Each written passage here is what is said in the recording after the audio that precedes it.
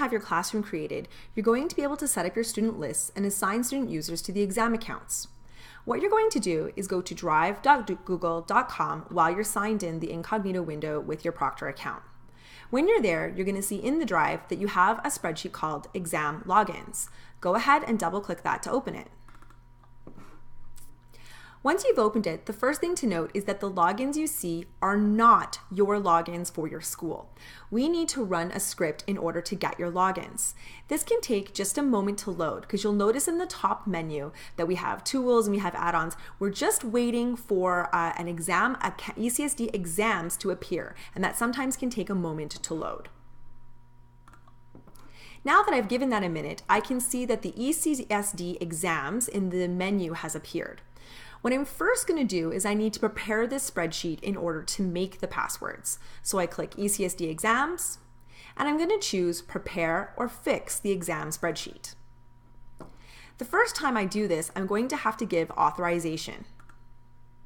It's going to ask me which account. There's no way to avoid this. I just have to go through the authorization process. Now it's going to give me a menu saying would I like to prepare the exam sheet. Yes. This is going to run a script, and it's going to give you a little menu saying the operation has been complete. It will successfully clean and prepare your exam sheet. It basically wipes out anything existing in the exam sheet. We want this to happen because this is also how you're going to reset the passwords the next time you want to use it. The next thing that I'm going to do is I need to load my exam accounts. So I go back to ECSD exams, and I'm going to say load school exam accounts. It's going to ask me would I like to populate the spreadsheet for my account. I'll say yes. This is going to take just a moment.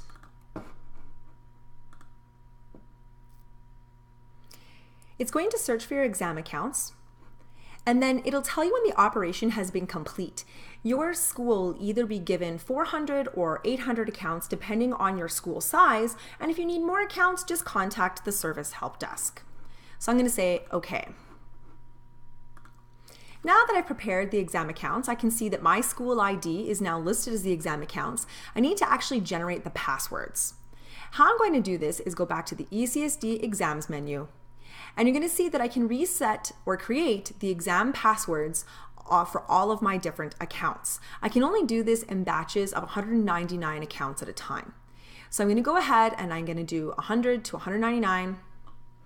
It'll want to confirm, do I want to do this? I continue. And it's slowly going to start running the script, and I'll see them be created. I'm going to do this process for each one of the exam counts I want. So if I needed more than 199, I'm going to go ahead and reset the exam accounts for the next sequence of numbers. Once those exam passwords have been created, you will get a message saying that 100 of those exam passwords are created, operations can complete, and that's when I can go back and I can choose another set of exam accounts. So they're just in those batches of hundreds. This is the exact same process that you'll do when you need to reset all of your passwords. I now have the ability to go ahead and start entering my student names and assign them to a user so that I can print off these slips and be able to hand them out before the exam. If you need to include the teacher name, you can do that. And in a very simple step, once I've typed it, I can simply use my crosshairs and pull down that teacher to go all the way through. So this is a very easy way to set up those students to be able to match that exam.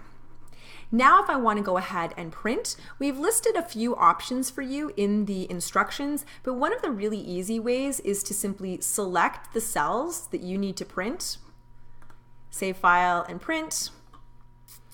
If you go from current sheet to selected cells, it's going to be able to let you print that out and be able to cut those strips up and give to the students on the day of the exam. Some of the options for you is you could also try using the Avery label merge or the Save as Docs Sheets add-on to be able to print out each row. So also keep in mind, depending on the age and ability of your students, you might want to set aside some time to log in for them ahead of time at the workstation. That's completely up to you. So now your passwords are prepared in order for your students to be able to log in for the exam.